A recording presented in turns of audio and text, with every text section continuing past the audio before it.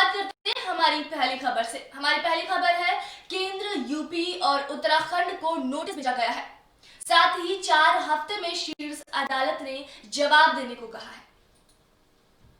धर्मांतरण कानूनों के खिलाफ उत्तर प्रदेश और उत्तराखंड के कानूनों को सुप्रीम कोर्ट समीक्षा करेगा। अदालत ने बुधवार को दोनों राज्यों की सरकारों और केंद्र के इस मामले में नोटिस जारी कर दिए। उन्हें 4 हफ्ते के भीतर जवाब दाखिल करने को अदालत ने कहा है।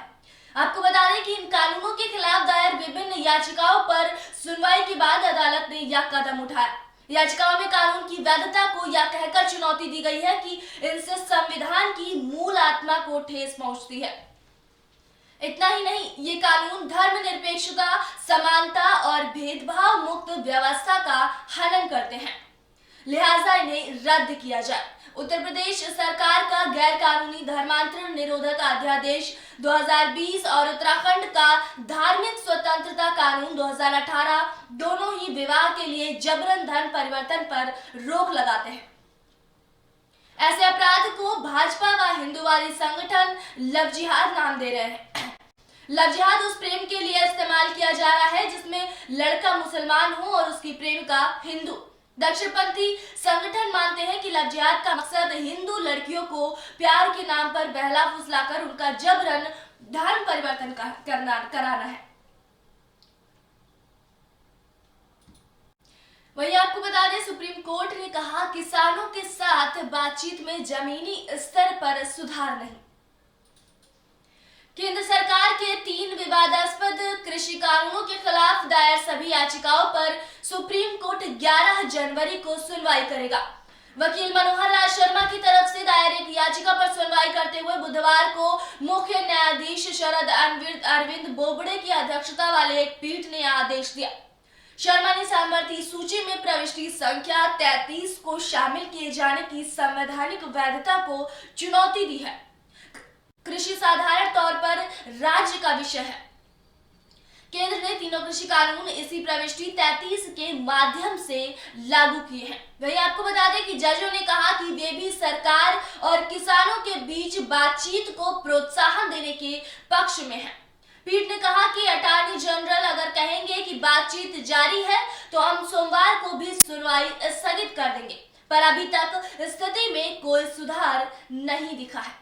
साथ ही आपको बता दें कि भीषण सर्दी बारिश के बावजूद केंद्र के 3 नए कृषि कानूनों के खिलाफ पिछले करीब 40 दिनों से दिल्ली की सीमाओं पर डटे किसानों ने अपना प्रदर्शन तेज करने की धमकी दी है। सरकार और किसानों के बीच सोमवार को हुई 7वें दौर की वार्ता भी बेनतीजा रही। दोनों के बीच अब अगली बातचीत 8 जनवरी को होगी।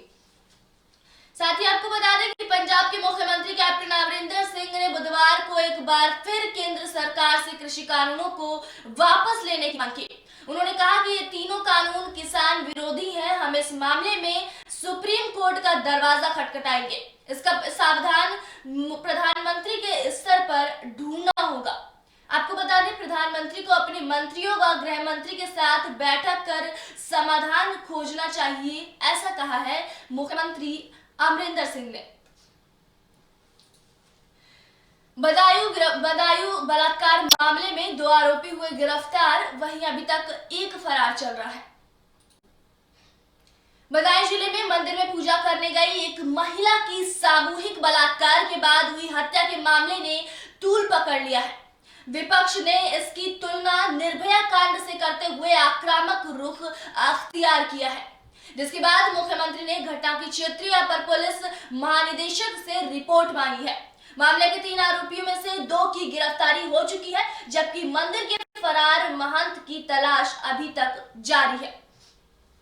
दूसरी ओर राष्ट्रीय महिला आयोग ने प्रदेश की पुलिस से मामले में दखल की मांग की है।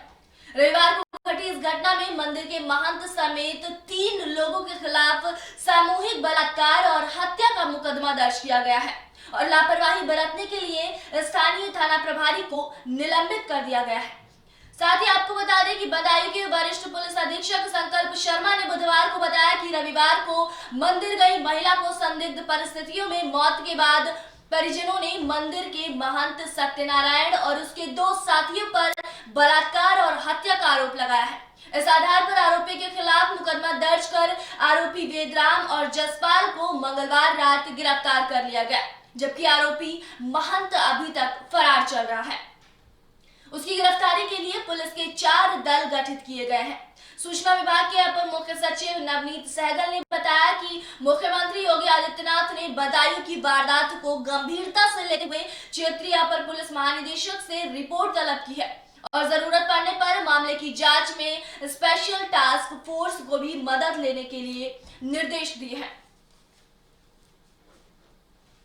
वहीं आपको बता दें 8 जनवरी तक 41 जगहों पर पहुंचेगी टीकों की खुराक। पहले चरण में पुणे से कोविड-19 टीके की 2 करोड़ खुराकों को 8 जनवरी तक देश के 41 गंतव्यों तक पहुंचाया जाएगा। भारतीय विमानपत्तन प्राधिकरण की एक सहायक कंपनी के एक आला अधिकारी ने बुधवार को यह जानकारी दी। AI cargo logistics and allied services यानी कि आई क्लास के मुख्य परिचालन अधिकारी सीईओ ने सेल्वा कुमार के एक कार्यक्रम के दौरान बताया कि टीके की खुराकों को पुणे से 41 जगहों पर पहुंचाया जाएगा। साथ ही आपको बता दें कि केंद्रीय स्वास्थ्य मंत्री हर्षवर्धन ने बुधवार को लोगों को कोविन नाम के किसी मोबाइल ऐप को डाउनलोड करने और उन पर सूचना साझा करने के खिलाफ सतर्क रहने को कहा है। वहीं आपको बता दें कि बीआरसी के पूर्व सीईओ दास गुप्ता की अहम भूमिका, ऐसा कहना है मुंबई की अदालत का। मुंबई की एक अदालत ने ब्रॉडकास्ट ऑडियंस रिसर्च काउंसिल यानी बीआरसी के पूर्व सीईओ पार्थो दास गुप्ता की जमानत याचिका खारिज करते हुए कहा कि कथित टेलीविजन रेटिंग पॉइंट यानी टीआरपी घोटाले में उनकी अहम भूमिका है। अदालत ने आदेश 4 जनवरी को पारित किया था।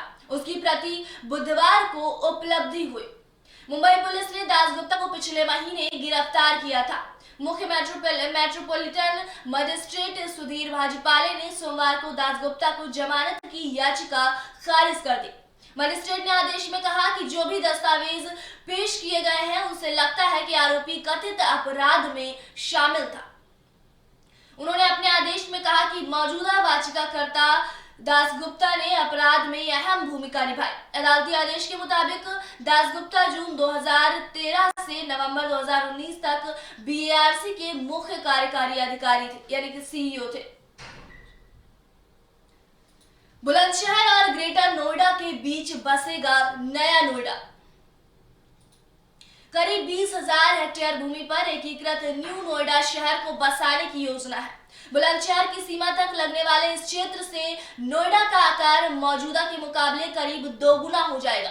इस क्षेत्र में भी रिहायशी हरित क्षेत्र, बाजार एवं औद्योगिक तथा वाणिज्यिक गतिविधियां नोएडा की तर्ज पर शामिल होंगे।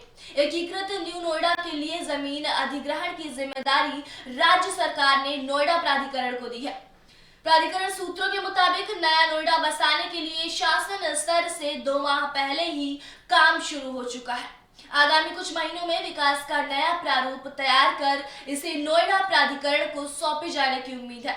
साथ ही आपको बता दें कि इसी के बाद जमीनी स्तर पर एकीकृत शहर बसाने का काम शुरू होगा। इसके लिए ग्रेटर नोएडा से बुलंदशहर के बीच करीब 20,000 हेक्टेयर जमीन का अधिग्रहण किया जाएगा। किसानों से आपसी समझौते के आधार पर जमीन खरीदने के बाद एकीकृत शहर बसने के बाद निवेश और रोजगार के साधन बढ़ जाएंगे। अमेरिका और यूरोप में कोरोना संक्रमण से तबाही से मुश्किल आ गई है। यूरोप में कोरोना संक्रमण से तबाही की नई मुश्किल सामने आ रही है। अमेरिका में एक दिन में रिकॉर्ड 3,936 मौतें हुई हैं, जबकि ब्रिटेन में 60,000 से ज्यादा मामले सामने आए हैं। कई यूरोपीय देशों ने पूर्णबंदी लगानी शुरू कर दी है। ब्रिटेन से लेकर जापान से लेकर कैलिफोर्निया तक अस्पतालों में मरीजों को भर्ती करने के लिए जगह नहीं बची है और कुछ सरकारों के फिर पूर्णबंदी लगाने से आजीविका का खतरा उत्पन्न हो रहा है। जॉन्स हॉपकिंस विश्वविद्यालय के अनुसार अमेरिका में कोविड-19 से एक दिन में होने वाली मौतों का रिकॉर्ड टूट गया है। 24 घंटों में अमेरिका में कोरोना विषाणु संक्रमण के कारण 3,936 लोगों की मौत हुई है। दुनिया भर में कोरोना संक्रमण के सबसे ज्यादा मामले अमेरिका में हैं। दुनिया भर में कोरोना मरीजों की संख्या 8 करोड़ 56 लाख के पार पहुंच गई है। कोरोना विषाणु का नया प्रकार आने के बाद आंकड़ा तेजी से बढ़ रहा है। ब्रिटेन में कोरोना विषाणु संक्रमण के 60,916 मामले सामने आए हैं। अब तक वहां 27,74,000 लोग संक्रमित हो चुके हैं। साथ ही वहां पर पूर्णबंदी भी लगा दी गई है। जर्मनी में कड़े प्रतिबंधों के साथ पूर्णबंदी बढ़ा दी गई है। चांसलर एंजेला मर्केल ने ऐलान किया कि 31 जनवरी तक पूर्णबंदी का फैसला लिया गया है। अमेरिका में कोरोना की नई लहर के बीच 31 जनवरी को लॉस एंजलिस में होने वाले 63वें सालाना ग्रैमी अवार्ड्स को टाल दिया गया है। इसका आयोजन अब 14 मार्च को किया जा सकता है। जर्मनी में 11,000 से ज्यादा मामले आए और 944 लोगों की अब तक जान गई है। फ्रांस में कोरोना के नए मामलों की संख्या 24 घंटे में 20,489 तक पहुंच गई है। इस दौरान 867 लोगों की मौत भी हुई। इजराइल में अभी तक पूर्णबंदी लगा दी गई है। वही आपको बता दें कि पेट्रोल के दाम सर्वकालिक उच्च स्तर पर पहुंच गए हैं। करीब 1 महीने के अंतराल के बाद सरकारी कंपनियों की बुधवार की वृद्धि से पेट्रोल के दाम अपने सर्वकालिक उच्च स्तर के करीब पहुंच गए। पेट्रोलियम ईंधन का खुदरा विपणन करने वाली सरकारी कंपनियों की एक अधिसूचना के अनुसार पेट्रोल की कीमतें 26 पैसे प्रति लीटर और डीजल की दरें 25 पैसे प्रति लीटर बढ़ाई गई हैं। इस वृद्धि के बाद दिल्ली में पेट्रोल 83.71 रुपए प्रति लीटर से बढ़कर 83.97 रुपए प्रति लीटर पर पहुंच गया है। इसी तरह डीजल 73.87 रुपए प्रति लीटर से बढ़कर 74.12 रुपए प्रति लीटर पर पहुंच गया है। मुंबई में डीजल का दाम सर्वकालिक उच्च स्तर पर 80.78 रुपए प्रति लीटर पर पहुंच गया है। पेट्रोल डीजल के दाम में यह करीब 1 महीने बाद बदलाव किया गया है। अब इनकी दरें सर्वकालिक उच्च स्तर के पास पहुंच गई हैं। आपको बता दें, दिल्ली में पेट्रोल का सर्वकालिक उच्च स्तर 4 अक्टूबर 2018 को 84 रुपए प्रति लीटर रहा था। डीजल भी इसी दिन 75.45 रुपए प्रति लीटर के अपने सर्वकालिक उच्च स्तर पर पहुंचा था। तब सरकार ने मुद्रास्फीति का दबाव कम करने और उपभोक्ता धारणा को मजबूत करने के लिए पेट्रोल और डीजल पर सीमा शुल्क में 1.50 रुपए प्रति लीटर की कटौती की थी। साथ ही सरकारी तेल कंपनियों ने भी 1 रुपए प्रति लीटर का बोझ उठाया था। हालांकि इस बार सरकार का ऐसा कोई इरादा नहीं है। एक वरिष्ठ सरकारी अधिकारी ने बुधवार को इसकी जानकारी दी। दिल्ली को मिलेंगी 1000 डीटीसी बसें, धनराशि हुई मंजूर। दिल्ली वालों को जल्द ही दिल्ली परिवहन निगम यानी डीटीसी की 1000 नई बसें उपलब्ध होंगी। बुधवार को इन बसों के लिए डीटीसी बोर्ड ने जरूरी धनराशि को मंजूरी दी है। बोर्ड ने दिल्ली के लिए वातानुकूलित बसें खरीदने का फैसला लिया है। साथ ही कर्मचारियों के लिए ग्रेच्युटी की राष्ट्रीय सीमा भी बढ़ाने की मंजूरी बोर्ड दी है। परिवहन मंत्री कैलाश गहलोत ने बोर्ड की बैठक की अध्यक्षता की। बोर्ड ने प्रति बस 7,50,000 किलोमीटर तथा 12 वर्ष तक के व्यापक रखरखाव के लिए भी बीमा धनराशि को मंजूरी दी। ये सभी बसें BS4 मानक पर आधारित होंगी। इन बसों में रियल टाइम यात्री सूचना प्रणाली, सीसीटीवी, पैनिक बटन, GPS और अन्य सुविधाएं उपलब्ध होंगी। इन बसों में शारीरिक रूप से विकलांग लोगों के लिए भी उचित सुविधा होगी। कैलाश गहलोत ने कहा कि इस पहल से बसों की कार्यक्षमता को बढ़ाने में मदद मिलेगी और साथ ही यात्री सुविधा भी बढ़ाई जा सकेगी। साथ ही आपको बता दें कि परिवहन मंत्री ने बताया कि बोर्ड ने डीटीसी कर्मचारियों के कल्याण के लिए ग्रेच्युटी राशि बढ़ाने का फैसला लिया है। अभी इसकी सीमा 10 लाख रुपए थी। इसके बोर्ड ने बढ़ाकर 20 लाख रुपए करने का फैसला लिया है। इस कदम से सभी डीटीसी कर्मचारियों को फायदा होगा और उनकी सेवानिवृत्ति के लाभ में भी वृद्धि होगी। वही आपको बता दें, मौसम विभाग के मुताबिक जनवरी की बारिश ने 21 सालों का रिकॉर्ड अब तक तोड़ दिया है। भारतीय मौसम विज्ञान विभाग यानी कि IMD के अनुसार दिल्ली में जनवरी की बारिश ने 21 सालों का रिकॉर्ड तोड़ दिया है। पिछले 4 दिनों से हो रही बारिश में अब तक 56.6 मिलीमीटर वर्षा हो चुकी है, जो पिछले 21 सालों में सबसे अधिक है।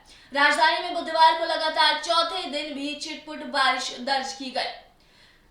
वहीं आपको बता दें कि पिछले साल जनवरी में 48.1 मिलीमीटर बारिश हुई थी, जबकि जनवरी 2019 में 44.1 मिलीमीटर और जनवरी 1999 में 59.7 मिलीमीटर बारिश हुई थी। आईएमडी के आंकड़ों के मुताबिक 1995 में जनवरी महीने में यहां 69.8 मिलीमीटर बारिश दर्ज की गई थी। सफदरगंज वेधशाला में बुधवार को शाम 5:30 बजे तक 6 मिलीमीटर बारिश दर्ज की गई। इस दौरान पालम, लोधी, रोड, रिज और आयानगर मौसम केंद्रों में क्रमशः 5-4 मिलीमीटर, 6-3 मिलीमीटर, 11-1 मिलीमीटर बारिश दर्ज की गई। कोरोना संक्रमण के 654 नए मामले अब तक सामने आए हैं। दिल्ली में कोरोना संक्रमण के बुधवार को 654 नए मामले सामने आए हैं और इस बीमारी ने 16 मरीजों की जान ली है। दिल्ली सरकार ने इन 24 घंटों में 74,650 कोरोना संक्रमण की जांच की थी। इस जांच में संक्रमण की दर 0.88% और मृत्यु दर 3.13% रही। आपको बता दें कि बीते कई दिनों से दिल्ली में मृत्यु दर 3% से अधिक ही दर्ज की जा रही है। इस कोरोना काल में हर दिन इस बीमारी ने मरीजों की जान ली है। हालांकि यह आंकड़ा घटकर अब 2 दर्जन से नीचे आ गया है। दिल्ली में इस समय 4,481 सक्रिय मरीज हैं और 2,067 मरीजों का इलाज घर में एकांतवास में किया जा रहा है। बुधवार को इस बीमारी के 719 मरीज ठीक हुए हैं। इस समय दिल्ली के अस्पतालों में 1705, कोविड केयर सेंटर में 31 और कोविड हेल्थ सेंटर में 24 मरीजों का इलाज किया जा रहा है। दिल्ली में अब तक कोरोना संक्रमण की 90,81,233 जांच हो चुकी है। इनमें से बीते 24 घंटे में 35,027 एंटीजन और 39,623 आरटीपीसीआर जांच की जा चुकी है। साथ ही आपको बता दें, किसानों की ट्रैक्टर रैली आज निकालेंगे किसान।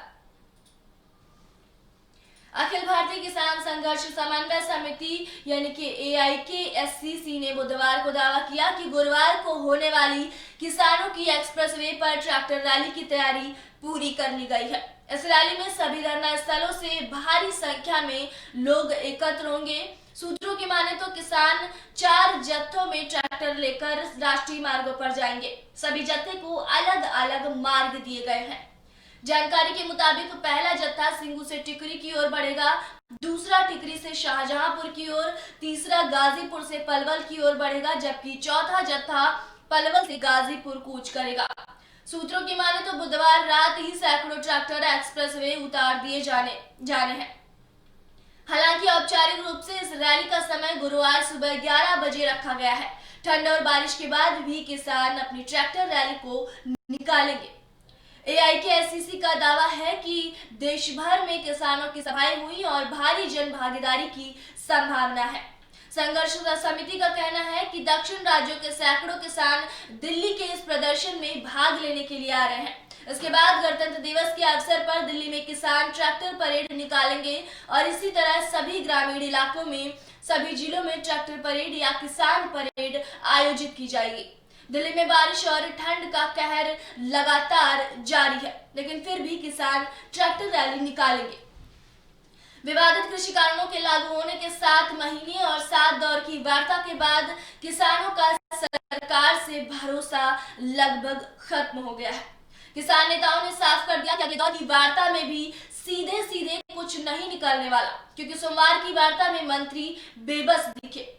किसानों की एकमात्र मांग 3 कानूनों की वापसी है, लिहाजा मजबूरन उन्हें अपना आंदोलन तेज करना पड़ रहा है, क्योंकि उनका मानना है कि सरकार की मंशा पूरी तरह ठीक नहीं है। उन्होंने अगली वार्ता की परवाह किए बगैर एक्सप्रेसवे पर ट्रैक्टर मार्च की घोषणा कर दी और दावा किया कि सरकार उन्हें हल्के में न ले। उन्होंने कहा कि 7 जनवरी को ट्रैक्टर मार्च उनके प्रस्तावित 26 जनवरी के किसान गणतंत्र परेड का ट्रेलर समझे सरकार। AIKSCC ने कई जन कार्यक्रमों की घोषणा भी की है। देश भर में लोग 13 जनवरी लोहड़ी संक्रांति के अवसर पर 3 कानून व बिजली बिल की प्रतिमा जलाएंगे। 18 जनवरी को महिला किसान दिवस मनाया जाएगा। 23 जनवरी को सुभाष चंद्र बोस की जयंती पर कार्यक्रम किया जाएगा और जिला व निचले स्तर के धरने व क्रमिक हड़तालें जारी रहेंगी। साथ ही आपको बता दें कि सरकार और किसान संगठनों के बीच सोमवार को हुई 7वें दौर की वार्ता भी बेनतीजा रही थी। दोनों के बीच अब अगली बातचीत 8 जनवरी को होगी। वही आपको बता दें कि बर्ड फ्लू के डर से ओखला पक्षी बिहार के कई स्थानों पर रोक लगाई गई है।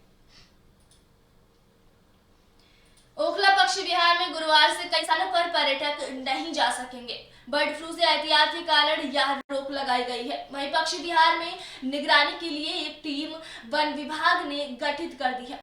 विभाग के मुताबिक पक्षी विहार में अभी तक सब सामान्य है। कोई पक्षी बीमार या किसी भी पक्षी की अभी तक मृत्यु नहीं हुई है। आपको बता दें कि ओखला पक्षी विहार में बड़ी संख्या में प्रवासी पक्षी मौजूद है। पक्षी विहार प्रशासन के मुताबिक पक्षियों की संख्या 15,000 से अधिक है। इनमें black headed gull, northern shoveler, glossy ibis, blue throat, common teal, greater flamingo, Eurasian wigeon, common coot समेत अन्य प्रजातियों के पक्षी शामिल हैं। पक्षी विहार प्रशासन के मुताबिक करीब एक हफ्ते में ग्रेटर फ्लैमिंगो की संख्या बढ़ी है। फॉरेस्ट रेंजर अरविंद मिश्रा ने बताया कि बर्ड फ्लू को लेकर काफी एहतियात बरती जा रही है। पक्षी विहार में एक टीम झील और पूरे परिसर की निगरानी कर रही है। यदि कोई पक्षी मृत या बीमार मिलता है तो टीम इसकी सूचना तुरंत देगी। वहीं आपको बता दें कि बर्ड फ्लू की वजह से केरल में 69,000 पक्षियों को मारा गया।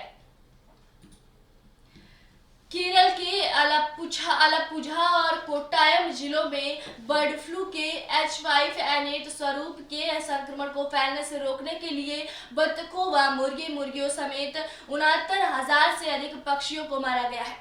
केरल के पशुपालन मंत्री के राजू ने बुधवार को यह जानकारी दी।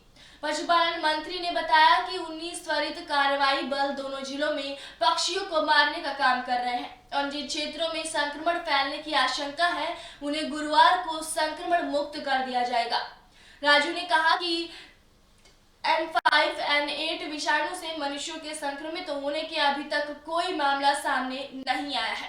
उन्होंने कहा कि प्रारंभिक रिपोर्ट के अनुसार राज्य के पक्षी प्रवासी पक्षियों से संक्रमित हुए हैं। अभी तक मनुष्यों के इस विषाणु से संक्रमित होने का मामला सामने नहीं आया है।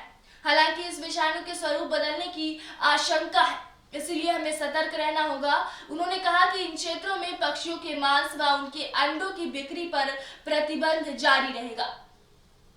मंत्री ने कहा कि राज्य कैबिनेट ने पक्षियों को मारने के लिए किसानों को मुआवजा देने के संबंध में फैसला करने के लिए बुधवार को बैठक की। 2 महीने से अधिक आयु के मारे गए हर पक्षी के लिए 200 रुपए और 2 महीने से कम आयु के पक्षियों के लिए 100 रुपए का मुआवजा दिया जाएगा।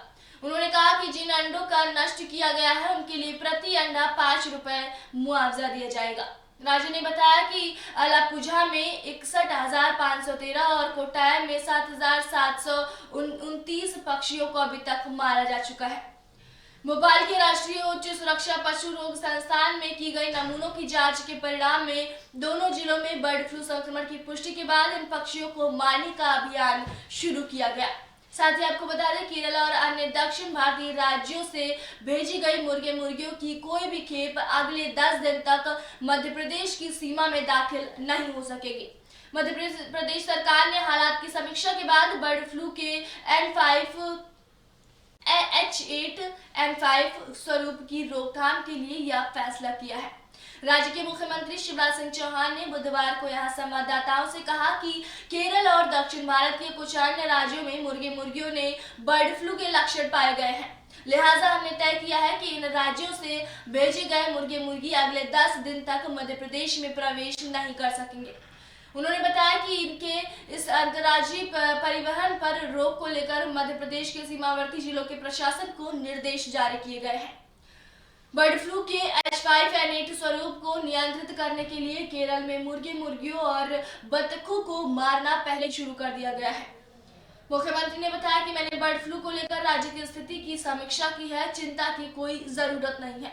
हम हालात पर बराबर नजर रखे हुए हैं और उन्होंने बताया कि राज्य में कौओं और कुछ अन्य प्रजाति के पक्षियों में बर्ड फ्लू के लक्षण पाए गए हैं, लेकिन औचक जांच में राज्य के किसी भी पोल्ट्री फार्म के मुर्गे मुर्गियों में अब तक यह बीमारी नहीं मिली है। मैंने राज्य के सारे जिलाधिकारियों को निर्देश दिए हैं कि वे पोल्ट्री फार्म संचालकों से बात कर बर्ड फ्लू की रोकथाम के लिए दिशा निर्देश तय करें। अब पोल्ट्री फार्म इन दिशा निर्देशों के हिसाब से ही चलेंगे। तो आज के गुड मॉर्निंग भारत में आपके लिए इतना ही। फिलहाल देश और दुनिया की तमाम बड़ी खबरों के लिए देखते रहिए एबी स्टार न्यूज। नमस्कार।